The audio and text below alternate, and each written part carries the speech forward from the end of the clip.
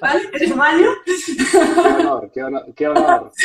No eres mío de que te prestes a venir, ¿vale? No, no, qué va, si a Eh, mí me encanta además. es un tema que está muy guay hablar, aunque tú en redes sociales vas hablando de él y tal, pues yo creo que cuanto más alcance le demos mejor, ¿vale? Porque ya lo iremos viendo a lo largo de la conversación, pero hay bastante controversia con él, ¿vale?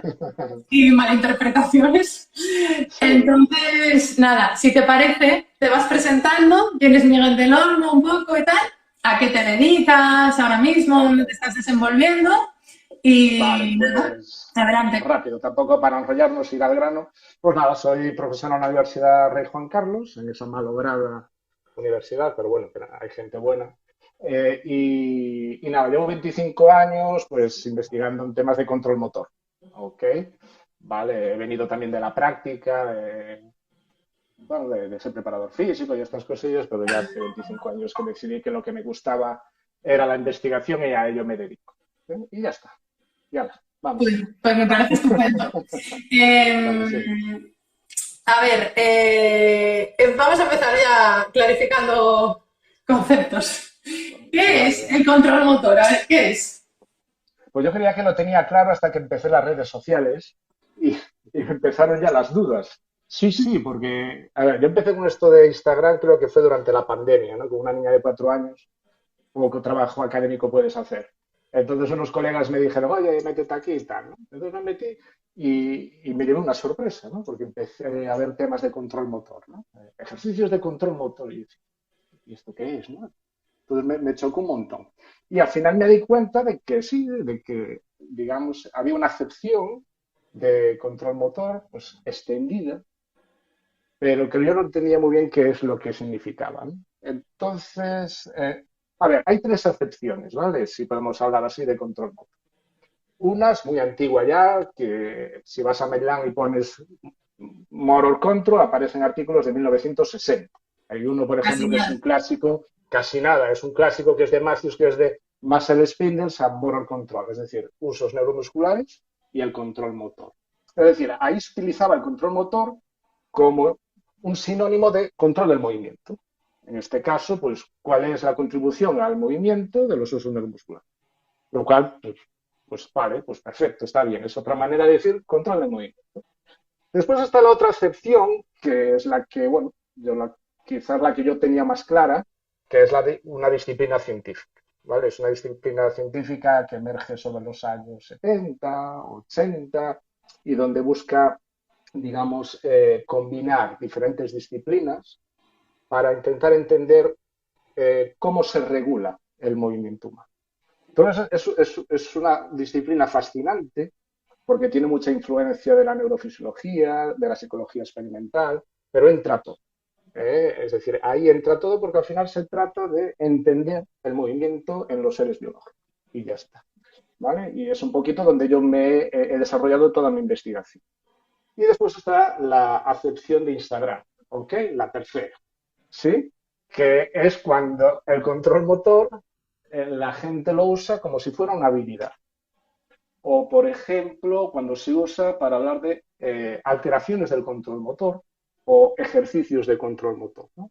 Entonces, claro, esta acepción, desde mi punto de vista, no tiene ningún sentido, ningún fundamento ni ninguna justificación, porque digamos que tú tienes un paciente, Raquel, que tiene un problema en el movimiento, perfecto, y dices tú, bueno, pues tiene un problema de control motor. Coño, puede ser un problema musculoesquelético, puede ser un problema neurológico, puede ser un problema psicológico. Entonces, si tú dices que tiene un problema de control motor, sabe Dios lo que es eso. Es como decir que tiene un problema en su movimiento lógico, joder, si no, no va a verte, Raquel, para que, ¿no? Es que, Para que lo trates. o ¿Sí o sea, tú no? Entonces, hasta que no empezaste a Instagram, vamos a decir que eras ignorante de esta acepción. te lo, te lo juro, yo en mi vida, y llevo 25 años, en mi vida vi algo así como ejercicios de control motor. Es que no sabía, no lo entendía. Entonces, claro, empecé a indagar, ¿no? De dónde podía venir eso. Entonces, tú me diste una pista muy buena que me decías del tema de dolor lumbar, y efectivamente, por ahí ya se empieza a hablar, pero estamos hablando sobre los años 80, 90, ¿no? Sí, sí, o sea, no es nuevo. O sea, lo que está generalizado en redes sociales, y yo creo que está un poco generalizado en lo que es la parte, vamos a decir, práctica Sí, sí, de sí. tanto los clínicos como los entrenadores y demás, es esto que te estoy contando yo, que así, Claro. desde mi punto de vista clínico, o como más o menos yo lo interpreté cuando me lo empezaron a Sí, sí, sí, contar, sí. era como primero mover músculos muy pequeñitos de manera aislada para luego intentar mover los grandes. Y que si no conseguías aislar los pequeñitos, que vete tú a saber si lo estás aislando o no, porque tampoco lo estás sabiendo, que no tienes capacidad de empezar a mover los grandes. Que tienes que primero, como si Vale, estuviera, hace sentido. como si estuviera desecuenciado el movimiento, ¿sabes? Como si no se estuviera Sí, dando de una manera normotípica, como si realmente hubiera alguna que fuera extrapolable claro. a todo el mundo. Claro, pero eso, a ver, pero eso no se puede llamar control motor. Eso Ya, habrá que llamar, pues, activación de eh, musculatura tal. Quiero decir, ¿por qué? Porque al final se está utilizando un lenguaje que es súper ambiguo y que uno no sabe de lo que está hablando. Porque después yo me reía, me lo pasaba bien, ¿no? Porque después había discusiones en Instagram de definiciones, ¿no? Entonces uno dice, no, no, el control motor es el trabajo de la postura y del equilibrio. Otro, no, no, no, el control motor es el trabajo de cadenas. Dicen yo, pero esta gente, ¿por qué se está peleando? Que no, no, no tiene sentido, ¿no? Pero claro, después hay un libro que está muy chulo, seguro que lo conoces, que es este de Singwell Cook y Marjorie Wolacott, que se titula Control Motor, Teorías y Aplicaciones Prácticas, ¿vale? sí, conozco el Es un libro. O libro, sea, no lo conozco, no lo he mirado, ¿eh? Conozco el título, pero es un es libro, sí, conocido. ya va a sexta edición, tiene mucho enfoque a la fisioterapia y sobre todo mucho enfoque a la postura, porque las dos investigadoras investigaron, ahora ya son profesoras eméritas, ¿no? Investigaron sobre todo en postura, ¿no? Entonces es curioso porque en la primera edición del libro, cuando hablan de control motor, que es como se titula el libro, lo define como una disciplina científica que intenta entender los mecanismos que regulan el movimiento. Y sin embargo, yo no sé si se crecieron las investigadoras estas, que en las siguientes ediciones es cuando ya se arma el follón, porque lo que dicen es la habilidad de regular los mecanismos de los que depende el movimiento. Entonces, claro, es la habilidad. Entonces, ahí, claro, cuando ya es una habilidad, Ya. ¿vale? Pero fíjate, es habilidad de regular los mecanismos que controlan el movimiento humano. Casi nada.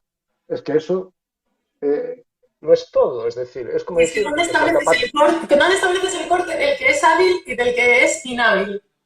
Claro, ¿Dónde es lo que es hablar. estableces? No, no, pero yo alucino, porque es que incluso he visto algún máster, no voy a decir el nombre para no criticar, donde cuando habla de control motor habla eso, alteraciones del control motor o sujetos con alteraciones del control motor, ¿no?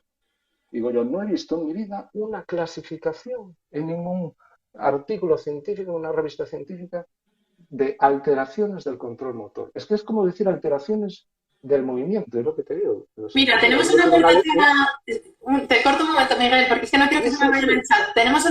Tenemos una aportación de Roy Latuche, que nos dice que el término viene de los años 70, que cuando en la fisioterapia inicialmente se llamaban ejercicios de estabilización y que los australianos le cambiaron el nombre y le empezaron a llamar Motor Control Therapeutic Exercise. Claro, pero eso es, digamos, por la parte de fisioterapia. Pero fíjate que yo te estoy hablando ya que en los años 60 ya se utilizaba el control motor como Sí, sinónimo de control del movimiento. ¿Qué ocurre? Tú si ahora vas, hay un artículo que está bastante interesante, ¿no? Que habla de a qué nos referimos cuando hablamos de control motor, ¿no? Que es de fisioterapia. Y ahí hace como una especie de resumen de las acepciones de control motor de los fisioterapeutas en función pues, de la teoría en la que se basan. Entonces, claro, como dicen los argentinos, es un quilombo, porque uno puede hablar de control motor refiriéndose pues, a lo que nos comentaba nuestro compañero, y otro puede estar hablando de control motor refiriéndose a todo lo contrario. Al final es una terminología ambigua, ¿vale? Que desde mi punto de vista lo único que genera es confusión. ¿Vale? Y después, claro, viene la deriva, ¿no? Ejercicios de control motor. Entonces, claro, para ahí vámonos. Porque, ¿qué es eso de ejercicios de control? Es decir, una contracción isométrica requiere es que te diría mecanismos de que regulación. ahora ya no se ve mucho, pero te diría que yo creo que hubo hasta formaciones, ¿eh? Ahora está No, un poco no, más sí que como me, de sí, capa caer, pero que te digo que tú has tardado tú has aterrizado tarde en esta acepción del término. Pero Menos hace mal, unos menos mal. años, por lo menos en fisioterapia y tal, yo creo que se tendía a hacer formaciones de esto, A como ver, es método. decir, que yo no soy ningún purista, ¿eh? Es decir, a mí esto de las definiciones siempre se me dieron mal. Me explico, es decir, no sé, a mí que uno que lo llame como quiera. ¿Qué ocurre? Que al final es como Genera cuando uno habla confusión. claro, pero tú fíjate, uno habla de propiocepción, que está más limitado. Fíjate la confusión que hay sobre qué es entrenamiento propioceptivo, ¿vale? Que es una ínfima parte de lo que serían los mecanismos de control motor. Pues ahora imagínate hablar de control motor, es decir, tiene que haber otras maneras de quizás los objetivos que se buscan. Pues si es activar la musculatura, activar esta musculatura. Si es de, pues yo qué sé, mejorar el aprendizaje, no sé, yo creo que se debería hablar más en función de objetivos que no. Y aparte yo creo que después hay mucha moda, ¿no? Mucha moda, mucha terminología que es cool y que se intenta implementar constantemente. Bueno, lo de Sí, neuro, bueno, y que luego mira, hace un efecto marketing también esto, ¿no? claro, ¿Sabes? claro, sí, sí, Como- bueno, si ya empezamos con eso, ¡buah! Tela, ¿no? Porque vamos, ahora está de moda lo de neuro, y te lo digo yo que soy neurocontrol motor. ¿Qué pasa? Que es que quería comprar un dominio y control motor costaba 2.000 euros. Así que dije yo, mira, el neurocontrol motor me sale más barato, ¿no? Pero lo de neuro, por ejemplo, a mí me recuerda mucho al dualismo cartesiano, ¿no? Lo que era el Sí, alma y el cuerpo, ¿no? Pues ahora es lo mismo, ahora es el cerebro y el resto del cuerpo, ¿no? ya. Parece que el cerebro es una entidad independiente del Sí, resto. sí, Y todo, caemos en todo, lo mismo. todo es Le neuro. cambiamos el nombre, pero caemos en lo mismo. Eso sí que es Sí, verdad. sí, sí. Sí, sí. Yo que soy un apasionado de la neurofisiología, ¿no? Pero claro, llega un momento y dices tú, pero bueno, ¿esto qué es? A ver, todo es neuro, ¿no? Neuroeconomía, neurodidáctica, neuroeducación. Sí, Por favor, venga, vamos a sí. ser un poquito serios, Sí, sí, es ¿no? verdad. Entonces, a ver, como principales controversias al control motor tenemos, pues que no hay una definición clara y claro, al no tenerla, cada uno se refiere al control motor con lo que le parece. Eso, claro, genera una problemática después porque también se hace investigación en torno al término, ¿sabes? En torno a ejercicios de control motor y tal, y Eh, claro, de ahí solo pueden salir conclusiones No, difícilmente simplemente tienes extrapolables, que, ¿no? claro, cuando uno dice efectos de estos ejercicios sobre el control motor, bueno, pues tienes que ir al artículo y ver qué carajo significa control motor. Quiero decir, qué es lo que han medido y a qué se refieren con eso. Igual han medido, pues yo qué sé, la percepción del ángulo articular, ¿vale? Pues, quiero decir, al final es un término demasiado amplio como para poder referirse. Imagínate que dices tú, a ver, efectos de los ejercicios en el movimiento. Dirás tú, bueno, joder, ¿pero en qué? ¿En qué del movimiento? Pues yo lo veo igual. Es decir, que no ayuda, no ayuda absolutamente a nada la utilización de ese término. Nos lo cargamos desde aquí, desde este directo de No, Instagram, nos cargamos el término ya. feliz. Ya está. No, no, pero ya te digo, Se acabó el para hilo. mí, no, es que ya te digo, para mí fue un shock, ¿no? Porque dije, hostia, 25 años y no me he enterado que había ejercicio de control motor, ¿no? Sí. De hecho, fíjate que hay una revista que se llama Motor Control, que es de la International Society of Motor Control. Y es una revista que vas a ver que son sobre todo pues, mecanismos, principios, teorías del control del movimiento, ¿no? No hay nada específico, ¿no? Mira, nos dice por aquí yo rollo otra vez, que es lo que decías tú un poco antes, Miguel, que no sirve la palabra de control motor para definir el modelo de ejercicio, sino que si es un ejercicio de estabilización, pues ejercicio de estabilización. Si es de coordinación, Efectivamente, y tal ya cual, está. Claro, si tal es que cual. yo creo que nos entendemos mejor, Claro. ¿vale? Y entonces, claro, ¿qué dificultades tenemos a la hora luego de esas investigaciones plasmarlas en clínica? ¿Cómo podemos vadear un poco A esto? ver, Bueno, leyendo el yo ahora artículo, sí, ¿no? Pero sí, ya, no, a ver, yo ahora te puedo hablar de lo que es la contribución del ámbito del control motor, del ámbito científico del control motor como ciencia, a la clínica, ¿no? Ahí sí que se han producido muchas aportaciones y se siguen produciendo muchas aportaciones. Ahora también es cierto lo siguiente, ¿no? Que una cosa es la investigación y otra es la intervención, la práctica, la clínica, ¿no? Lo digo también porque me ha llamado también mucho la atención, esto de Instagram es una fuente de conocimiento, me ha, me ha llamado mucho la atención lo de basado en la evidencia científica, ¿no? Entonces, claro, digo, mira, si uno tiene que hacer intervenciones únicamente basadas en las evidencias científicas, pues mejor que no haga nada. Yo ahora estoy siendo un poquito radical y yo soy investigador, con lo cual yo te podría defender la posición no, de evidencias científicas. Claro que si hay evidencias científicas, hay que usar, obviamente. Desafortunadamente no hay tantas evidencias científicas como nos Como creemos. gustaría. Claro, para la práctica. Porque la investigación tiene una gran limitación, que es la ecología de sus investigaciones. ¿La Yo qué? te pongo la ecología, La ¿no? La ecología. parte ecológica. Sí, sí, sí, sí, es Y que te no te había pongo, entendido. claro, sí, sí, y te pongo un ejemplo sobre todo a nivel práctico, ¿no? Nosotros que hablamos mucho de entrenamiento de fuerza, adaptaciones nerviosas al entrenamiento de fuerza.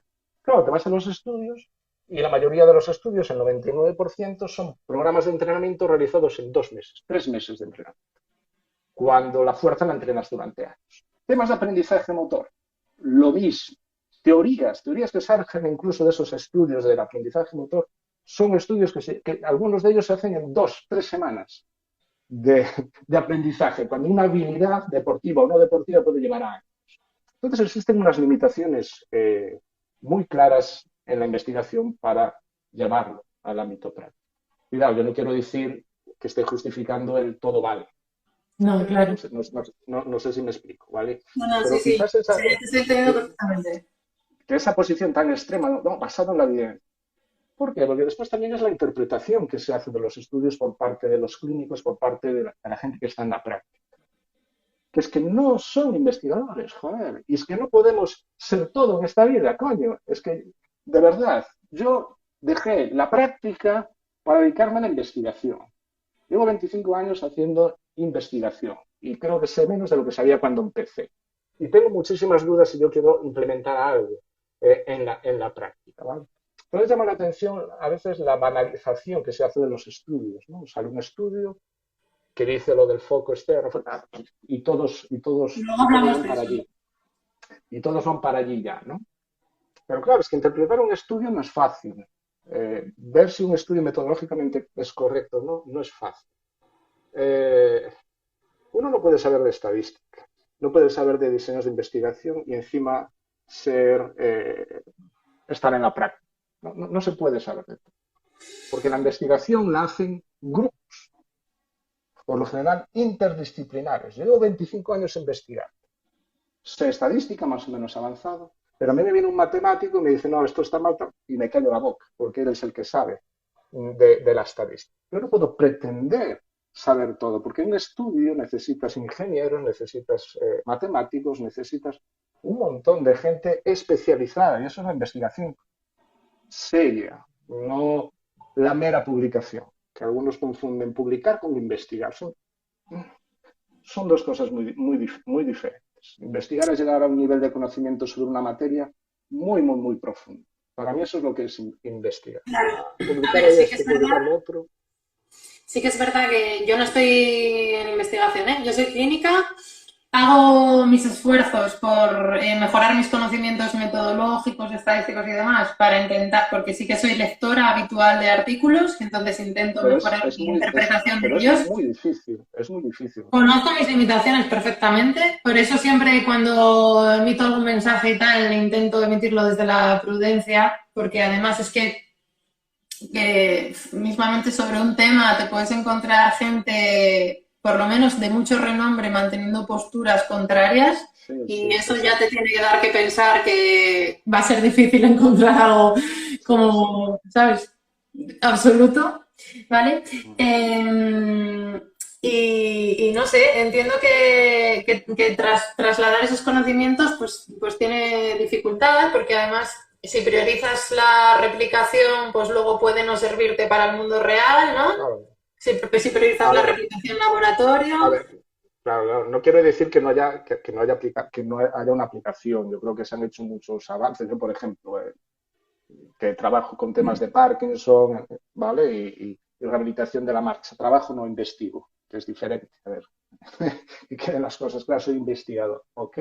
Entonces, sí, nosotros hemos visto durante muchos años que el uso, por ejemplo, de una cinta rodante, de un tapiz, pues puede tener un efecto específico en la amplitud del paso de estos pacientes. Llevamos 15 años, vamos a acabar ahora un estudio que nos va a decir si lo que hemos hecho estos últimos 15 años apoya nuestra hipótesis o no. Que puede que no, puede que sí. Pero eso tiene una aplicación muy rápida al ámbito clínico, ¿vale? Porque dices, oye, pues mira, tengo aquí una cinta rodante, sé que este tipo de ejercicio puede ser específico, la sintomatología de la marcha en la enfermedad de Parkinson. Por ponerte un ejemplo, quiero decir, el ámbito del control motor, donde más aplicación ha conseguido, ha sido en el ámbito de la rehabilitación. No tanto, ni de lejos, en el ámbito del entrenamiento. Tiene su sentido, porque al final también donde se mueve más el dinero es en el ámbito de la rehabilitación, ¿no? Entonces, fíjate, en el último Sí, más congreso que que hubo... rendimiento. Sí, sí, sí. Porque determinados deportes, por lo menos, sí que tienen panoja. Tienen panoja, pero tú vete a cualquier hospital americano y mueven más panoja que cualquier club de fútbol español. ¿Ok? Ya. De hecho, en Estados Unidos se ve claramente, es decir, cómo se pasa rápidamente de la clínica a la práctica, perdón, de la investigación a la práctica, ¿no? En temas, por ejemplo, de accidente cerebrovascular, en stroke, tienes al colega este mío, el Krakauer, ¿vale? Que el tío es un tío muy listo, y donde ha implementado ya, después de hacer estudios con stroke en fases agudas, han implementado ya un sistema de juego visual con un delfín, donde el paciente se está recuperando del stroke en el hospital y ya está jugando con su mano a ese juego. Entonces, claro, hay mucha pasta invertida. O, por ejemplo, todo lo relacionado con la estimulación no invasiva, transcraneal o por corriente directa. Esta última que ha tenido mucha cabida también en la fisioterapia. Todo eso es paso de la investigación demasiado rápido a la clínica, diría yo en ese caso. Vale, pero que bueno, que es Bueno, ahí es donde que más o estas menos... cosas de tener cacharros, mira, de estas cosas de tener cacharros innovadores, que tú los tengas en la consulta y te den como ese plus ahí de innovación, eso vende mucho. Y en una profesión como la nuestra, que el 90 estamos en el ámbito privado, pues no se respeta el peso de la ciencia, sino que hay una parte ahí de marketing, de querer destacar por... Y entonces cuando empiezan a implementarse este tipo de cosas muy rápido, sin que tengan carga de prueba, vamos a decir, detrás, y luego pues pasan a lo mejor 10 años y de repente a cambiar esa máquina por otra y así sucesivamente, Exacto. ¿no? Yo siempre me critican mucho por mis comentarios sobre la estimulación transcraneal por corriente directa, ¿no? Que son una pila de 9 voltios que colocas en un lado y en el otro. Entonces me critican mucho, me llaman escéptico y tal, ¿no? Porque, bueno, todo el mundo muchísima gente lo está empleando en la clínica Sí. para cuestiones descabelladas, desde autismo vamos, para mí es algo demencial lo que se está haciendo. Y entonces te dicen, no, pero yo sigo las pautas, la guía, ¿vale? Publicada por los expertos de utilización. Claro, pero si vas a la guía, ¿sí? Te dice, a ver, para el tratamiento del Parkinson, evidencia B de la efectividad de la TDCS, de esta aparato. Para esta patología, evidencia A. Pero si vas al último párrafo de la discusión, ¿sí? Dicen lo siguiente. A todo esto, todos los autores son asesores científicos de compañías, ¿eh? Eso también es importante decir. Bueno, pues el último párrafo te dice, a pesar de estas evidencias en su uso, debemos evaluar si las mejoras son clínicamente significativas. Dicho de otro modo, te están diciendo evidencias para su uso sin saber si las mejoras son clínicamente significativas. Claro. Vamos, eso si no es confundir al personal, no sé lo que es. ¿Vale? Ya. Es simplemente, y bueno, yo conozco muy bien todos los estudios que se han realizado en esas técnicas y bueno, y la verdad, pero cuando hay muchas compañías detrás Ya. es muy difícil, es muy difícil, Bueno, y es muy difícil. según tu criterio, ¿cuáles han sido las principales contribuciones de la ciencia del control motor en rehabilitación? ¿Cuáles te parecen a ti que han sido más relevantes? Pues mira, quizás las que más quizás nos llaman la atención, ¿no? Por su espectacularidad son las de Brain Machine Interface.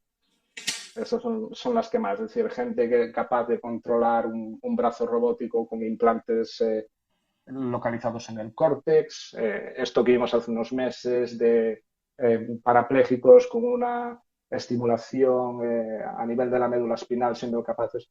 Todo eso es el resultado de los estudios de control motor, porque ahí para llegar a eso tienes que haber analizado muchísimas señales electrofisiológicas, necesitas la combinación de muchísimos profesionales, ¿no? De diferentes disciplinas para poder llegar a ese punto.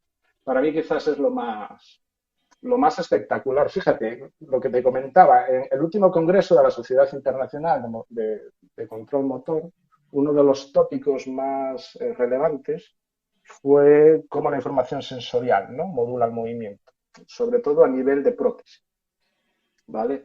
Entonces se hicieron estudios alucinantes, ¿no? Colocar ¿Prótesis interfer, amputados o prótesis de rodilla, cadera, tal?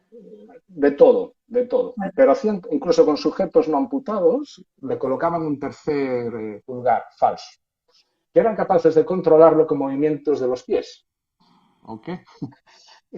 Y podían comprobar cómo se mejoraba, pero después cuando bloqueaban a nivel propioceptivo, anestesiaban ese pie que producía el movimiento del dedo, se veía que se aprendía en el uso de ese dedo, pero ese aprendizaje no se retenía, ¿no? Con lo cual la No se información sensorial retenía. no se retenía, con la cual la información sensorial es muy relevante para eso. Pero además, cuando uno ya andaba 5 días con ese tercer pulgar, ¿vale?, con esa prótesis, desarrollaba un sentido propioceptivo sobre el mismo. Es decir, era capaz de identificar la posición de ese dedo con respecto a otro. Eso, lógicamente, se logra por la orden central, porque al final la propiocepción no es una cuestión solamente periférica, es una cuestión también de la orden que tú das, ¿no? Ahí también se genera ese sentido de la posición articular. Es decir, una serie de estudios súper chulos. Y otro Qué guay, ¿eh? que lo comento rápidamente, era también, otro de los tópicos era el análisis de movimientos complejos, ¿no?, que son los más difíciles de estudiar. Entonces analizaban lanzamientos de pelota, como de béisbol, y hacían unos análisis, que esta es otra, el nivel de matemáticas que se utiliza en esos estudios es brutal. Ahí o tienes ingenieros o eres físico o olvídate, ¿no? Entonces comprobaban que eran capaces de analizar la variabilidad del patrón de movimiento y interesante, se aprendía, ¿no? Es decir, se utilizaba muy bien esa variabilidad para mejorar el movimiento. Sin embargo, cuando ese mismo movimiento se hacía en un entorno virtual, no se utilizaba esa variabilidad No se para utiliza. mejor, no se utilizaba esa variabilidad para mejorar el movimiento. Dicho de otro modo, estábamos encontrando explicaciones a por qué muchas veces las mejoras conseguidas en un entorno virtual no son No extrapolables, transfieren. efectivamente. Digamos que estos son los tópicos que están ahora más Y candentes, entonces, ¿no?, en por el ejemplo, tema. a nivel de imaginería motora que se usa a veces para mejorar ejecución de movimientos y tal, no deja de ser un entorno virtual, se puede Bueno, transferir eso. eso es una buena pregunta. Yo te voy a contar una anécdota en petit comité que me marcó a mí como No es tan investigador. petit comité, ¿eh? Luego esto se queda. Vale, pues ahí va la anécdota, ¿no? La terapia de espejos. Sí, Todo el mundo conoce los famosos estudios de Ramachandra. ¿Ok? pero machangan. Vale, efectivamente. Entonces, en una entrevista a Ramachandra decía que, por ejemplo, con pacientes con accidente cerebrovascular que referían dolor del miembro inmovilizado, la utilización de esa terapia permitía una disminución del dolor en un 10% de los sujetos. Yo cuando escuché eso, me En quedé un así un poco. En un 10% de los sujetos con los que intervenían, en un 10% se conseguía una mejora, ¿no?, en los niveles de dolor. Pues yo cuando escuché ese comentario, a mí me vino la estadística rápidamente a la cabeza. Digo yo, en 9 ese mejora. porcentaje no encuentras diferencias significativas nunca en un estudio. Un efecto significativo que sea diferente al de un efecto placebo. Pero después recordé esa anécdota que os voy a contar ahora, hace muchos años, cuando estábamos haciendo la tesis, mi formación era bastante pequeña, y estábamos en una cena íntima, 4 personas, y una persona le preguntó a un invitado que teníamos qué opinaba sobre los estudios de Ramachandra, porque coincidió, eran sobre el año el año 98, 99 más o menos, ¿no? Entonces le preguntó a esta persona qué opinaba sobre los estudios de Ramachandran. Sí. Que el tío era una celebridad, quiero decir, a nivel investigador, por aquellos años era una celebridad. Y el tío dijo dos palabras y no dijo nada más. Dijo, selling smoke. Pues claro, selling smoke, es decir, Selling smoke. vendedor de humo. Sí. Pues claro, imagínate, Wow. estamos todos así en la mesa y tal. Claro, aquí si te cuentan eso dirán, bueno, lo típico, la típica envidia entre los investigadores. No, no. ¿Tú sabes quién fue la persona que tenía enfrente y que dijo selling smoke? Era Gerald Edelman, premio Nobel de Medicina. Por lo cual, ese tío no tiene ningún complejo de inferioridad, ¿ok? Ni envidia. Pero cuando lo dijo a mí, eso me marcó un montón. Digo yo, ¿cómo puede ser? Decía, no, no puede ser. ¿Cómo puede ser que un tío, joder, tan conocido, que las terapias de espejo, que aparecen en todos los manuales de neurociencia, ¿cómo va a ser selling smoke? Bueno, pues aún no hay estudios clínicos con grandes muestras que muestren la efectividad. Aún no hay revisiones sistemáticas. Por lo menos es más barato que la TDC. Efectivamente, Raquel, aquí estás. Puestos a probar, nos quedamos con el espejo. Sí. Pero bueno, nada, era una anécdota como para ver que a veces la ciencia hay que entenderla por dentro para entenderla bien. Es que es lo que, mira, es lo que pasa un poco. Luego, yo como clínica lectora de ciencia, ¿vale? Yo leo y entonces digo, bueno, pues esto me da por profundizar en un tema. Si no he profundizado, tengo unas ideas, pero cuando empiezo a profundizar, pues empiezo a ver todas las taras que tiene, ¿no? Y entonces como que se usan el mismo término para referirse a distintas cosas, ¿sabes? Cuando se hacen las revisiones. Sí, sí. Que las aplicaciones son súper heterogéneas en cuanto a una técnica, uno lo usa de una manera, otro de otra, una población, otra población, otra población. Claro, entonces luego se hace a lo mejor una revisión sistemática, pero... Un metaanálisis famoso. Estás comparando cosas que no se parecen mucho y claro, nosotros que queremos hacerlo bien, te empiezas a fiar un poco de esos resultados, pero te fías... Yo, que soy de naturaleza escéptica, con escepticismo, pero claro, para el que a lo mejor no profundiza o no lee o tal y va recibiendo formaciones de determinadas cosas y a los 5 años se lo tumban, a los 5 años se lo tumban, luego haces otra cosa y luego te la vuelven a tumbar y esto para los que estamos en la práctica con los pacientes es un poco perturbador a veces. No, lo entiendo, pero... es que lo que dices tienes toda la razón, ¿no? A ver, yo creo que es el ser un poquito escéptico, yo creo que es una muy buena actitud, ¿no? El problema viene, porque yo me acuerdo cuando acabé la carrera, ¿no? de educación física y entrenaba a gente, claro, estaba obsesionado con medir, ¿no? Intentar entender todo, ¿no? Y al final me di cuenta que era ya era científico ahí, mira. Que era imposible, ¿no? Me di cuenta que era imposible, ¿no? Y al final uno casi lo que quiere son certezas. No porque vivir sin certezas es estresante, ¿no? Entonces yo entiendo que cuando uno está en la práctica, pues busca ciertas certezas, ¿no? Pero no puede renunciar a ese espíritu crítico que es lo que tú dices.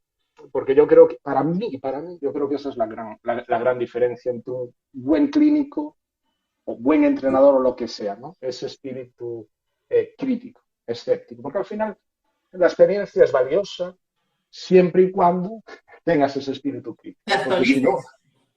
Porque si no, la experiencia no vale de nada. Quiero decir, ¿no? Entonces, pero es la realidad que hay, ¿no?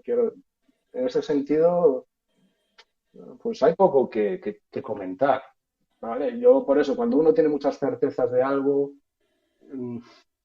me preocupa. Hay una frase que ahora mismo no sé de quién es, que es como... Se refiere concretamente a la medicina, pero podría referirse a cualquier disciplina sanitaria y probablemente del entrenamiento también, que dice que la medicina es la ciencia de la incertidumbre y el arte de la probabilidad, o al revés, ¿no?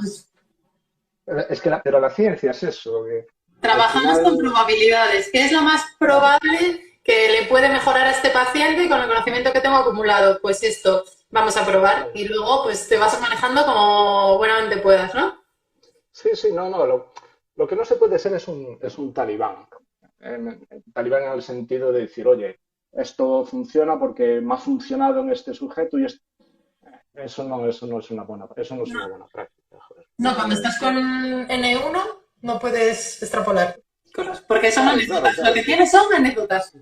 Claro, y fíjate que nosotros a veces cuando hacemos los diseños los hacemos en situaciones súper controladas, intentando controlar todas las variables externas que pueden influir. Y cuando llegamos a unas conclusiones, aún tenemos dudas, joder, si hemos controlado todas las variables, vamos a hacer otro estudio porque igual esta variable, me explico. Entonces, ¿cómo uno puede deducir, en un caso N1 o N2 o N3, cómo puede deducir que lo que está obteniendo resultado de lo que ha hecho exactamente?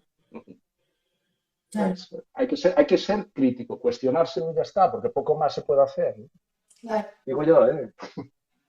Bueno, a ver, es que las preguntas que teníamos de control motor y Sí, tal, es que se mira. están un poco contestando solas, porque ya sabemos que no existen los ejercicios de control motor, ¿no? Que tampoco entonces el control motor en sí mismo tiene que ser una diana ni del entrenamiento, ni del tratamiento de fisioterapia, ni nada, porque es un concepto vacío. No, Si no se fíjate, matiza lo que quieres exacto. obtener. Vale, y entonces vamos a hablar un poco de los focos. A ver, ¿qué pasa con los focos? ¿El foco interno, el foco externo? ¿Tienen Sí, sentido hablar de foco interno y foco externo? yo me estoy tirando piedras contra mi tejado. Al acabar de alguno va a decir, bueno, estos investigadores nos hacen perder el tiempo y nos toman el pelo constantemente. Bueno, pero yo No, también tiro piedras contra el mío, porque yo de estos conceptos, por ejemplo, los manejo, ¿eh? O sea, quiero que me sí, los sí, tires sí. ahora por tierra. Estoy Venga, dispuesta. pues venga, lo del foco, pues es muy Venga, curioso lo del foco. Y aquí os habla uno que escribió un capítulo del libro en fútbol sobre el foco, para que veáis que hay que retractarse a tiempo. ¿Vale? Por eso que nadie se sienta mal si habla de foco externo o foco interno. Que no se sienta mal, pero que deje de hablar, por favor. Esto todo, esto todo viene de una investigadora, Gabrielle Wolf, una investigadora, creo que es de origen alemán, afincada en una universidad americana. Eh, los primeros estudios que hizo fue sobre todo en temas de habilidades deportivas, ¿ok? Tiro a canasta, con foco interno, foco externo. Yo nunca le di mucha relevancia. Un día vino un estudiante mío, voy a hacer un trabajo fin de grado, me sugirió lo del foco y vamos a hacer un trabajo fin de grado. Entonces, claro, ahí fui a las fuentes de los artículos publicados. Entonces, claro, cuando fui a las fuentes se me pusieron los ojos así como platos. Es decir, no he visto publicados estudios tan metodológicamente malos como en ese ámbito. Y todos por el grupo de esta investigadora. Pero cuando te digo malos, malos, ¿vale? Intentamos replicar alguno, encontramos todo lo contrario. Por ejemplo, un original que tienen ellos de baloncesto, donde además hablan de la constraint hipótesis, ¿vale? Es decir, que con un foco interno, luego hablamos de la constraint. exacto, que con un foco interno, ¿no? No entran en juego los procesos automáticos, y que con un foco externo sí que entran en juego esos procesos automáticos, con lo cual se aprende más rápido, se hace mejor el movimiento. Tal. Bueno, pues esa teoría está sacada en un estudio de baloncesto que, Dios mío, no hay por dónde coger. Fíjate que no hay por dónde cogerlo, que cuando evalúan, y esto lo entiende todo el mundo, sea fisioterapeuta o sea del CAFIDE, cuando evalúan el efecto del foco interno-externo en el tiro a canasta, no nos dicen cuántas canastas meten los sujetos con el foco interno y el foco externo. Y dices, hostia, entonces ¿cómo evalúan la eficacia? Pues inventan una escala. Si pega en el aro, el balón, 3 puntos. Si pega en el aro, 2 puntos. Si no pega en ningún lado, 0 puntos. Y no reporta en ningún momento el número de canastas conseguidas. La escala matemáticamente no tiene sentido, porque va 0, 1, 3 y de repente se mete canasta 5. Matemáticamente ya no tiene sentido esa escala. Pero fíjate en el concepto, ¿no? Es decir, puedes tirar el balón ahí a reventar, que le das al tablón, tienes 3 puntos. Puedes tirarlo bien, te quedas un poquito cerca, no llega al aro, 0. No tiene sentido. Pero el hecho de que no reporte, uno como investigador ya se da cuenta, ya empiezo a leer, el hecho de que no reporte el número de canastas, dices tú, esto no. Entonces le dije a mi alumno, mira, vamos a coger el doble de muestra de este estudio y vamos a replicar el estudio. Y lo que nos encontramos es que de Pero contasteis las cualificación, canastas, ¿no? ¿eh? Contasteis A las canasta. canastas. Sí, sí, tiro a canasta. Replicamos el estudio, la misma ¿Pero instrucción. vosotros contasteis las canastas metidas o puntuasteis igual? Sí, sí, sí. Contamos las canastas y utilizamos, aunque sabíamos que era errónea, su escala también. ¿Ok? Vale, vale. Y lo que nos encontramos fue que el 90% de los sujetos eran mejores con el foco interno que con el foco externo. Todo lo contrario, con ¿Qué una muestra utilizaba? mayor. ¿Qué utilizaba el estudio de foco interno y foco externo? Es que yo soy de baloncesto, por curiosidad ya, ¿eh? Pues fíjate tú qué chorrada. El foco interno, flexión de muñeca. Foco externo, fijarte en la parte posterior del arco. Y dirás tú, pero bueno, va. Pero después volvimos a hacer otro estudio también de baloncesto, donde ya entrenábamos a los sujetos. Y en ese estudio, donde entrenamos a los sujetos con foco interno y foco externo, no encontramos ninguna diferencia, pero el primer día de evaluación nos permitía saber si replicábamos lo que habíamos encontrado nosotros. Y tampoco lo replicamos. Es decir, no encontramos nuestros propios resultados en otro grupo. ¿Qué quiere decir esto? Que la instrucción que tú le des al paciente, al sujeto, es una cosa. Lo que el sujeto haga con esa instrucción no lo tienes controlado, no lo sabes. Se hizo después un estudio muy interesante donde mostraban que no era foco interno, foco externo lo que producía diferencias, sino era la familiarización con la instrucción que tú le dabas.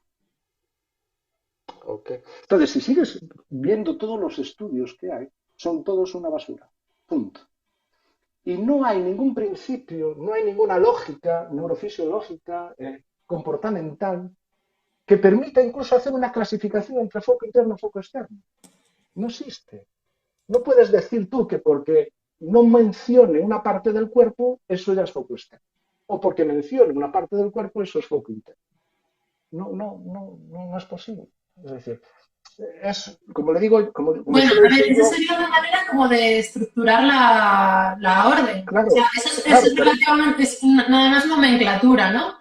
claro, es decir, yo creo que no debemos hablar de foco interno, foco externo. No, porque después la gente se obsesiona y dice, no, esto que es foco interno y foco externo. No, no, no. Habla del efecto de la instrucción, del efecto de la instrucción. Da una instrucción y mira cuál es su efecto. Porque cada movimiento tiene unas demandas diferentes, cada sujeto tiene unas características diferentes. El contexto modifica todas las relaciones entre todas esas variables. Es imposible. Tú no puedes garantizar que por dar una instrucción de foco interno el movimiento vaya a ser peor o por dar una instrucción de foco externo el movimiento vaya a ser mejor. Es imposible, ¿no? Es que no tiene ni lógica científica ninguna. Es un globo sonda, es decir, lo que ha creado esta tía, con todo mi respeto, es una burbuja. ¿Qué pasa? Que esto también es importante saberlo. Está en una universidad americana, era colega de Richard Smith, el que tiene el libro de aprendizaje y control motor. Entonces, claro, están en un contexto donde, joder, se promocionan, ¿no? Pero es que, de verdad, yo aluciné con la calidad de los estudios y el sinsentido. Y después, Y esto, yo, escúchame, si es tan obvio esa mala calidad metodológica, ¿por qué no hay algún grupo fuerte, potente y tal que te claro, haga una contrarréplica y diga, señora, no, porque la gente nos mira. Hicimos un metaanálisis para un trabajo fin de máster sobre el foco interno y externo en habilidades deportivas. Un alumno quería hacer, vamos a hacer un metaanálisis y tal, ¿no? Y ahora me arrepiento de haberlo hecho.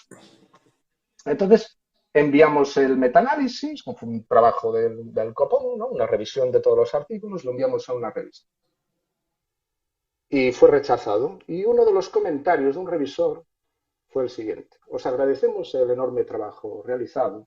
El problema es que, si no todos, la gran mayoría de estos estudios tienen una limitación muy importante, que es que las instrucciones que se dan son muy cuestionables. Es decir, punto.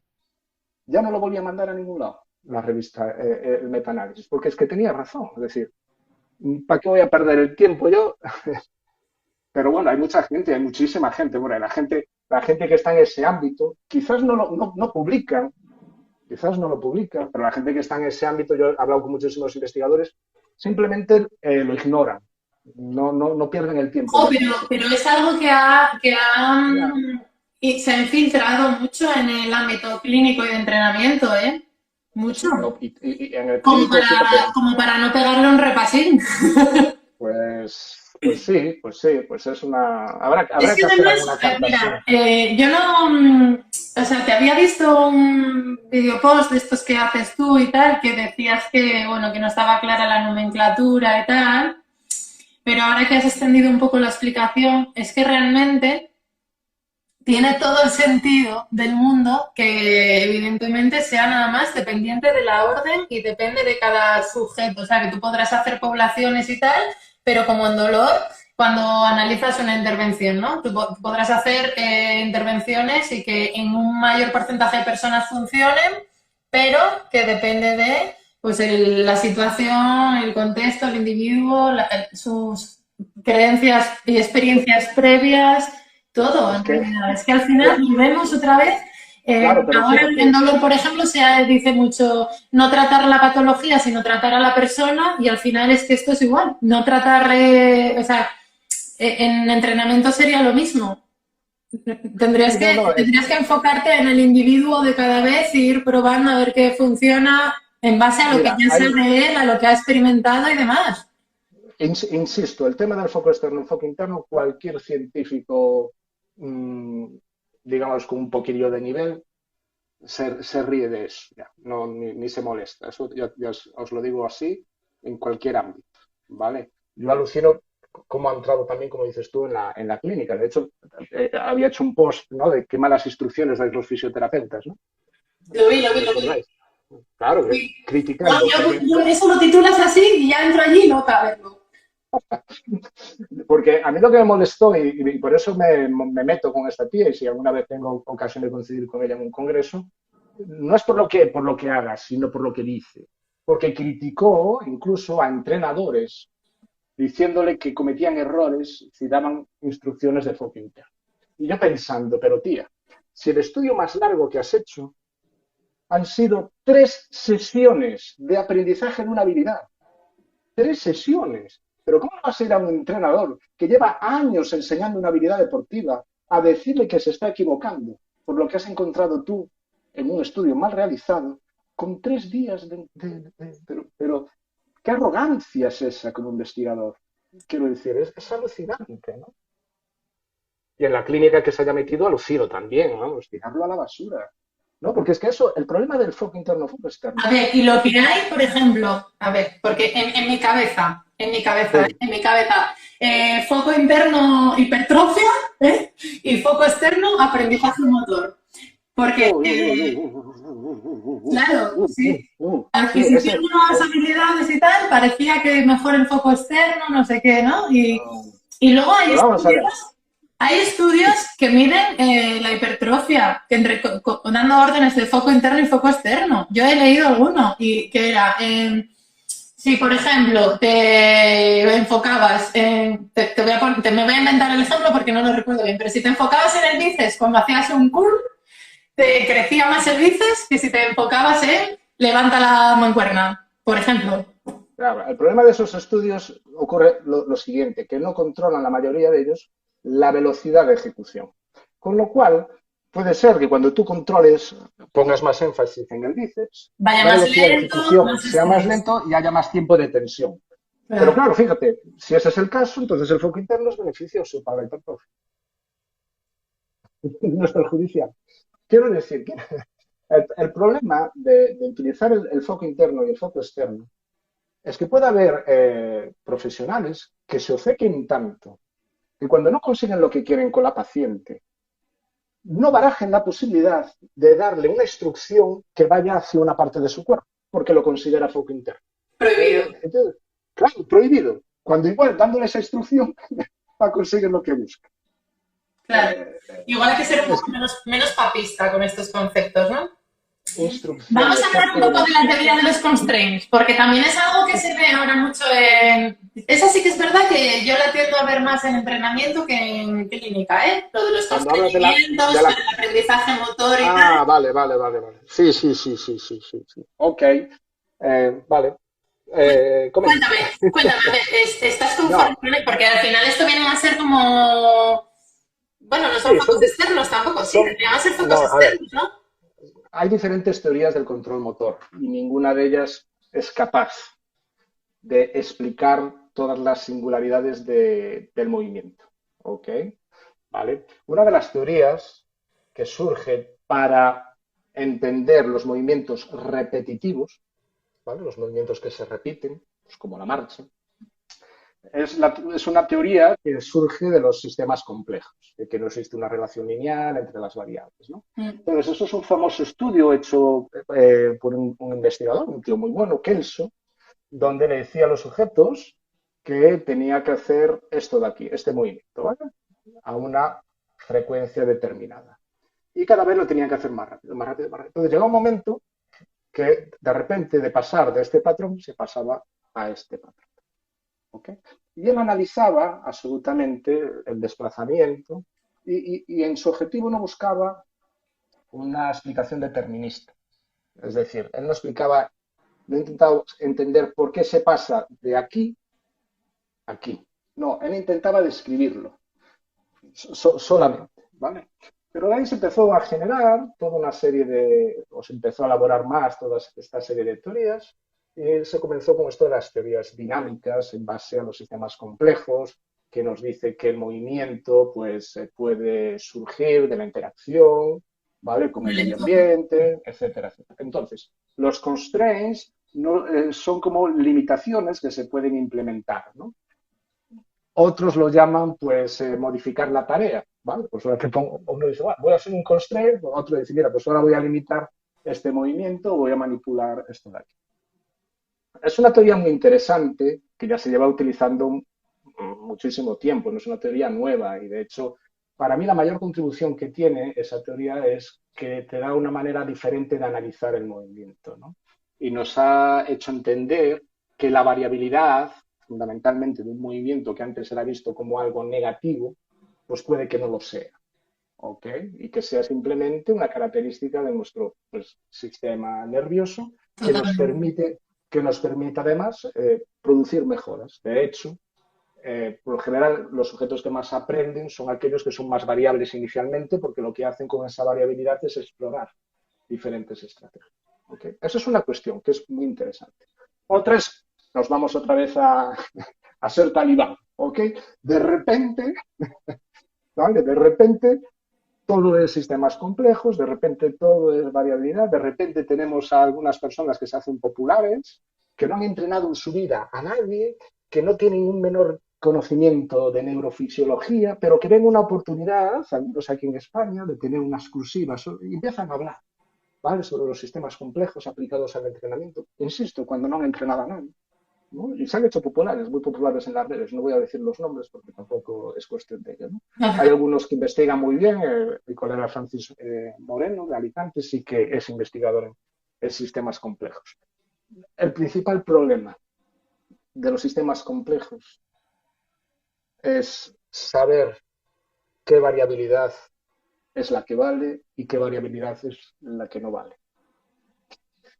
La aplicación práctica de los sistemas complejos es muy difícil. Y al final muchos cometen el error de equiparar variabilidad con variación.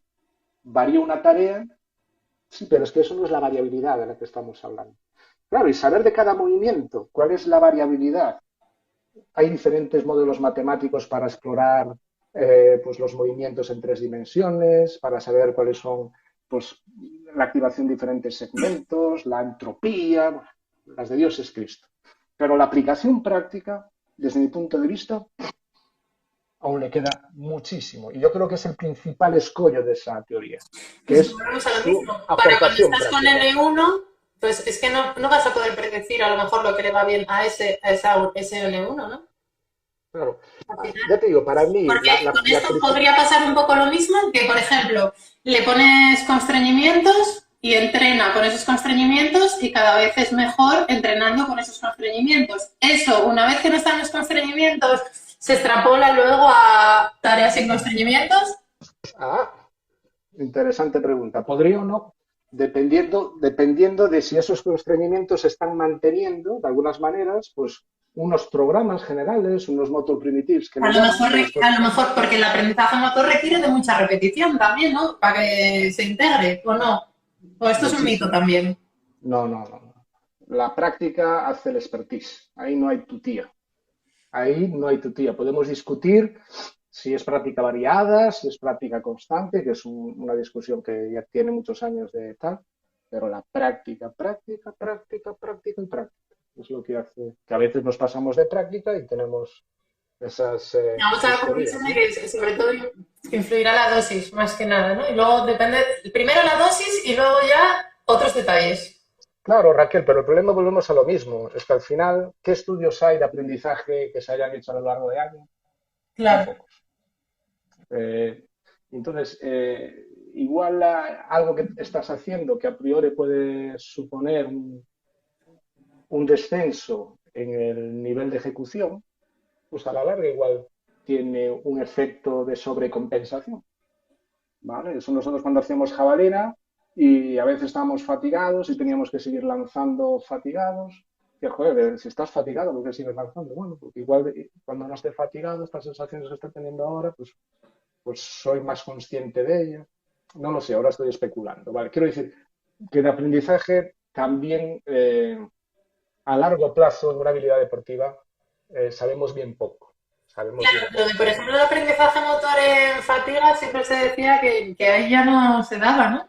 O sea, que no. No, a ver, es que depende del objetivo que estés Porque este debate buscando, ¿no? yo fui entrenadora de baloncesto también, bueno, entrenadora ayudante, porque yo no Sí, tengo sí, ningún sí. título de entrenadora, pero pasé de jugadora veterana a sentarme en el Sí, sí, banquillo sí, sí. por circunstancias de la Como vida. tú, Y como entonces tú siempre gustes. había este debate cuando hablabas con otros entrenadores de otros equipos y tal, que, por ejemplo, los tiros libres, que es un tiro que se hace en el partido, ¿no? Entonces, practicar los tiros libres fresco o hacer un ejercicio de mucha intensidad, ir a tirarlos en situación de fatiga porque replica más lo que se va a dar en el partido. Y entonces siempre había como un poco este debate. Y entonces decía la Mm, gente, no, no, es que en fatiga no lo puedes entrenar porque no se aprende. Y digo, joder, si lo vas a tirar en esta situación, Va a depender del contexto. Fíjate, lanzamiento de peso, ¿vale? Yo voy a lo que conozco bien, lanzamiento de peso, ¿sí? Donde hay una gran activación de todo el pectoral, pero lo que lanzan siempre, los lanzamientos, que la gente muchas veces lo desconoce, lo que lanzan son las piernas, ¿ok? ¿Sí? Entonces tú puedes tener un tío con unos niveles muy grandes de fuerza y que no esté aprovechando la fuerza de las piernas, sino que el tío siga lanzando, como digo yo, de tronco superior. Pues venga, vamos a hacer un poquito de press de banca, vamos a fatigarlo un poquito el tronco superior y vamos otra vez a que vuelva a lanzar. ¿Ok? Entonces, si quieres seguir lanzando a la misma distancia, estando fatigado por el miembro superior, lo que buscamos es que empiece a prestar atención a la fuerza que desarrolla el miembro inferior. Es decir, que va a depender siempre. Por eso a mí no me gusta mucho criticar cuando veo a alguien haciendo algo, porque desconozco qué es lo que la está buscando. motivación. Claro, desconozco qué es lo que está buscando. Y repito, hay muy pocos principios en el control motor que realmente sean principios. Cuando digo principios es que sea aplicable a prácticamente todo. Hay muy poquitos, muy, muy, muy pocos. Yo diría que hay dos o tres. Venga, ¿Vale? dinos. Pues uno es la ley de Fitts, que es una cosa muy sencillita, ¿no? Tienes un papelito, otro papelito, con un diámetro y tienes que hacer esto. Pim, pim, pim, pim, pim. Yo ahora puedo separar el papelito o puedo mantenerlo y hacerlo más pequeño. Y tienes que hacer esto rápido. Pues esta ley lo que nos dice, tú puedes saber cuál va a ser el tiempo en hacerlo en función de la dificultad, en función de la distancia, ¿sí?, de los papelitos y del ancho de los papelitos. ¿Ok? La derivada de ese principio es el siguiente. Cuanto más rápido es el movimiento, más impreciso es. ¿Mm? Pero hay excepciones. Todo tiene sus excepciones. ¿Ok? Pero tú dirás, joder, ¿qué principio más tonto? No, no, no, no. Porque las aplicaciones de este principio se hacen incluso en la clínica. En la Sí, clínica, sí, cuando sí. haces entrenamiento de imaginación. Es decir, cuando tú haces entrenamiento de imaginación y quieres hacer a un paciente que se imagine que esté andando a una distancia y que atraviese una puerta, una manera de saber si el paciente lo está haciendo bien es que cronometre, que diga, empieza ahora he pasado la puerta. Entonces tú le dices, tienes la puerta a 5 metros y la puerta tiene un ancho de 2 metros.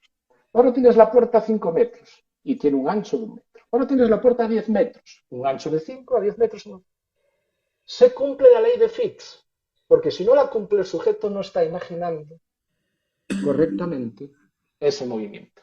Claro, ¿Vale? Si el- a más difícil la tarea y más lejos, tiene que decirte que tardamos. Efectivamente. Claro. ¿Vale? Pero que digo, aún tiene excepciones. Por ejemplo, los movimientos acádicos no cumplen ese principio. Aunque lo hagamos rápido, seguimos siendo muy precisos. Esto de los ojos es la hostia. ¿Y algún principio de esos más? Así, principios. Eh, sí, después teníamos, bueno, después ya son principios, pues sí, hombre, el principio o la ley de Simon, ¿vale? De la compatibilidad espacial. Es decir, si tú tienes que reaccionar hacia algo que está colocado en el mismo espacio del efector, ¿sí? Vas a ser más rápido que si tienes que moverte hacia un objetivo que está en la otra parte. Y no estamos hablando de tiempo de reacción. Puedes hacerlo así con un dedito, con otro dedito. Si te parece que una luz eres más rápido, si te parece que una luz eres más lenta. Da igual lo que hagas, eso se cumple siempre. Y eso es lo que explica la implementación de todos los manipulandos que nosotros tenemos. En un avión todo está a la mano derecha, lo que está a mano izquierda. El keyword que nosotros estamos utilizando está diseñado de tal modo que se cumple ese principio de la ley de Simon. Hay muchos estudios de psicología experimental que son realmente fascinantes, ¿no? Y nos explica muchísimas cosas. Qué guay, Cómo qué guay, mantenerse. qué guay. Bueno, última pregunta, que te vi compartir en historias la semana pasada un paper que venía a hablar Ah, un poco sí, de sí, las sí. diferencias entre sexos en el aprendizaje Sí, motor, creo que era. ¿Las sí, hay? realmente la verdad es que la representación de mujeres en los estudios está de un ratio de 6 a 1. Es decir, por 6 hombres hay una mujer. Ah, en el ámbito de la fisiología siempre se ha argumentado, y yo no soy fisiólogo, con lo cual no lo desconozco, que por el ciclo, bueno, menstrual y las variaciones hormonales, eso metía mucha variabilidad, difícil de controlar y por eso se obviaba.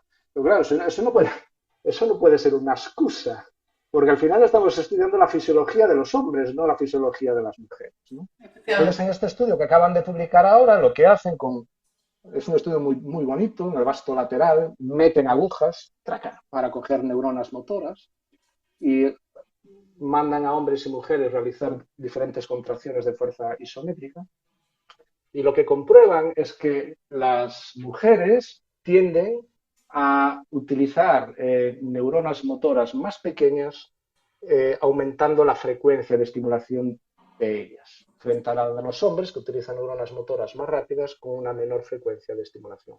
Dicho de otro modo, que esos niveles de contracción eran bajitos, 15-35%, la estrategia neuromuscular que están Era empleando diferente. son diferentes.